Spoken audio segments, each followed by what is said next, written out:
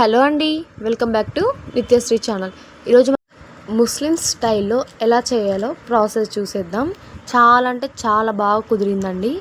Aunty కొన్ని tips చెప్పింది, అవి నేను మీతో చెప్తాను. చికెన్ క్వాంటిటీ వచ్చేసి 1/2 kg, 5 పచ్చిమిర్చి దంచి వేసుకున్నాను. అలానే కొంచెం కొత్తిమీర, కొంచెం పుదీనా వేసుకుంటున్నాను. 1/2 టీ స్పూన్ పసుపు కూడా వేసుకుంటున్నాను. అలానే 1 టీ స్పూన్ అల్లం వెల్లుల్లి పేస్ట్ వేస్తున్నానండి, ఇంట్లోనే చేసింది. అల్లం వెల్లుల్లి పేస్ట్ బయట దానికంటే కూడా ఇంట్లో దంచుకొని వేసుకుంటే టేస్ట్ అనేది ఇంకా రెట్టింపు అవుతుంది. ఇప్పుడు ఒకసారి మొత్తం మిక్స్ చేసుకోవాలి. అదేంటి మొత్తం వేయకుండా మిక్స్ చేస్తున్నాను అనుకుంటారేమో, సేమ్ నేను కూడా అదే అనుకున్నాను. కానీ వాళ్ళ స్టైల్లో ఇలానే చేస్తారంట. అల్లం వెల్లుల్లి పేస్ట్, మనం వేసినటువంటి పసుపు ఇవన్నీ బాగా కలిసేటట్టుగా కలుపుకోవాలి. మంచిగా కలుపుకున్న తర్వాత మనం పక్కన తీసి పెట్టుకున్నటువంటి పెరుగు వేసుకోవాలి. పెరుగు అనేది మరీ పుల్లగా ఉండకుండా చూసుకోండి. మనం ముందుగా ఒక 5 పచ్చిమిర్చి దంచి వేసుకున్నాం కాబట్టి ఇప్పుడు కారం అనేది మీ టేస్ట్కి తగ్గట్టు వేసుకోండి.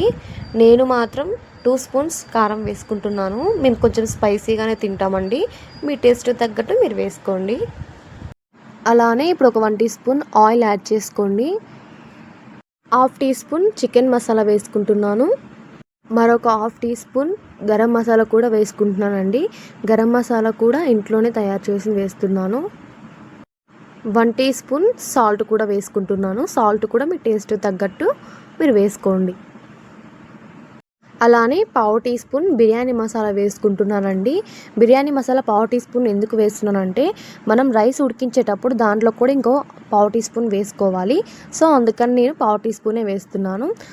లెమన్ని హాఫ్గా కట్ చేసి ఒక బద్దను తీసుకొని రసాన్ని వేసుకోవాలండి. ఇప్పుడు మనం వేసుకున్నటువంటి మసాలాలన్నీ చికెన్కి పట్టేటట్టుగా మంచిగా కలుపుకోవాలి. మనం బయట తెచ్చుకున్న మసాలాల కంటే కూడా ఇంట్లోనే ప్రిపేర్ చేసుకున్నటువంటి గరం మసాలా వేసుకుంటే టేస్ట్ అనేది ఇంకా చాలా బాగుంటుంది. ఎవరికన్నా ఆ వీడియో కావాలంటే కామెంట్ చేయండి, చేసి పెడతాను. 1/2 అవర్ ముందుగా నానబెట్టుకున్నటువంటి బియ్యంలో బిర్యానీకి సంబంధించినటువంటి స్పైసెస్ మొత్తం వేసుకోవాలి. అలానే 1 టీ స్పూన్ సాల్ట్ వేసుకోవాలి. బియ్యం వాటర్ ఉప్పుగా ఉండేటట్టు చూసుకోవాలి. అలా అయితేనే మనకు ఉప్పు అనేది కరెక్ట్గా సరిపోతుంది. అలానే 1/2 టీ స్పూన్ బిర్యానీ మసాలా కూడా వేసుకోవాలండి. రైస్ ఉడికించే ముందు ఇలా బిర్యానీ మసాలా వేసుకోవడం వల్ల ఇంకా టేస్ట్ అనేది మంచిగా అనిపిస్తుంది. అలానే 1 టీ స్పూన్ ఆయిల్ కూడా యాడ్ చేస్తున్నాను. ఒకసారి కలుపుకోవాలి. ఒక 4 ఆనియన్స్ తీసుకొని సన్నగా కట్ చేసి ఆయిల్లో ఫ్రైడ్ ఆనియన్స్ చేసుకోవాలి. ఆనియన్స్ వేగేసరికి టైం పడుతుంది కాబట్టి మనం పక్కన స్టవ్ మీద చికెన్ని కూడా చేసేద్దామండి. ఇప్పుడు ఒక స్టవ్ మీద మందంగా ఉన్నటువంటి కడాయిని పెట్టుకొని కొంచెం ఆయిల్ వేసుకొని ఆయిల్ హీట్ అయిన తర్వాత ఇక్కడ చూపిస్తున్నటువంటి మసాలాలు మొత్తం వేసుకోవాలి. ఒక 1 మినిట్ అలా వేయించుకున్న తర్వాత మనం మ్యాగ్నేట్ చేసి పెట్టుకున్నటువంటి చికెన్ని కూడా వేసేసుకోవాలి.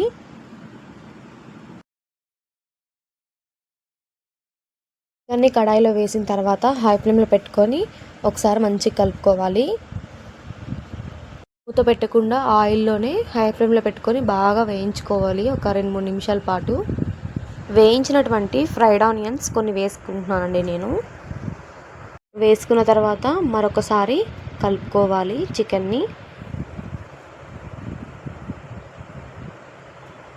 ఇలాగా గ్రేవీ కొంచెం ఊరినప్పుడు ఇప్పుడు సిమ్లో పెట్టుకొని మూత పెట్టేసి పక్కన స్టవ్ మీద రైస్ని కూడా ఉడికించుకుందాం.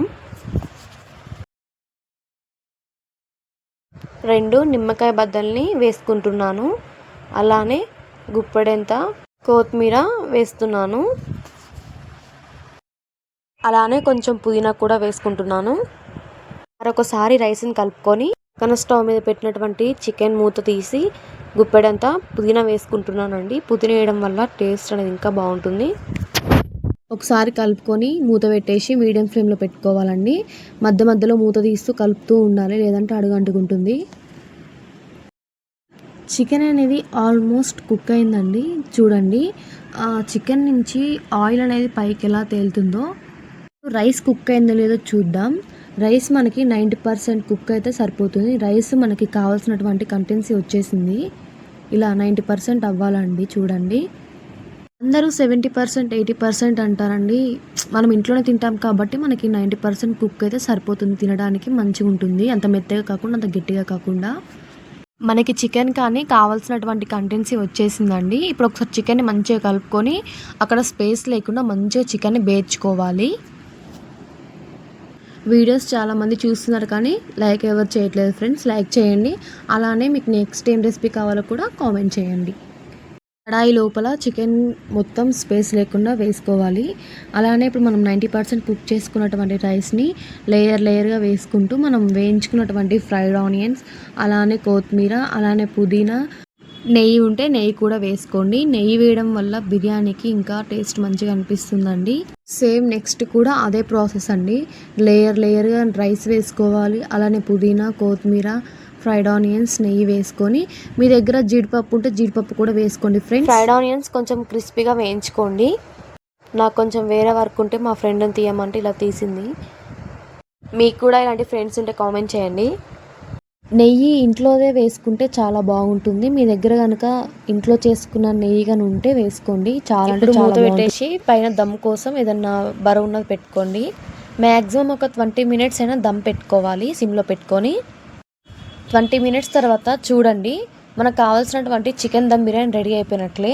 ఆవిరి కూడా బాగా పట్టేసింది ప్లేట్కి. ప్లేట్ తీస్తుంటేనే స్మెల్ అనేది చాలా మంచిగా వస్తుంది. నిజంగా కనుక మీరు చేస్తే మాత్రం చాలా అంటే చాలా బాగుంటుంది. నేను ఏం ఫుడ్ కలర్ కూడా ఏం యూజ్ చేయలేదు. ఇంట్లో ఉన్నటువంటి ఇంగ్రీడియంట్స్ తోటే చేశాను ఫ్రెండ్స్.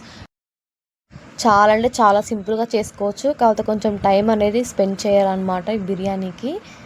బయట కొనుక్కోవడం కంటే కూడా ఇలా ఇంట్లోనే చేసుకొని తినడం వల్ల హెల్త్కి కూడా చాలా మంచిదండి. మీ ఇంట్లో కనుక ఫుడీస్ కనుక ఉంటే ఒకసారి ఇలా చేసి పెట్టండి, మళ్ళీ చేసి పెట్టమంటారు. నా వీడియోస్ కనుక మీకు నచ్చినట్లయితే ఇలాంటి మరెన్నో వీడియోస్ కోసం సబ్స్క్రైబ్ చేయండి, లైక్ చేయండి, షేర్ చేయండి, కామెంట్ కూడా చేయండి. ఆల్రెడీ నేను చికెన్ దమ్ బిర్యానీ చేసి పెట్టాను, కాకపోతే ఇది కొంచెం డిఫరెంట్ ఫ్రెండ్స్. ఓకే ఫ్రెండ్స్, మనం నెక్స్ట్ వీడియోలో కలుసుకుందాం. బాయ్.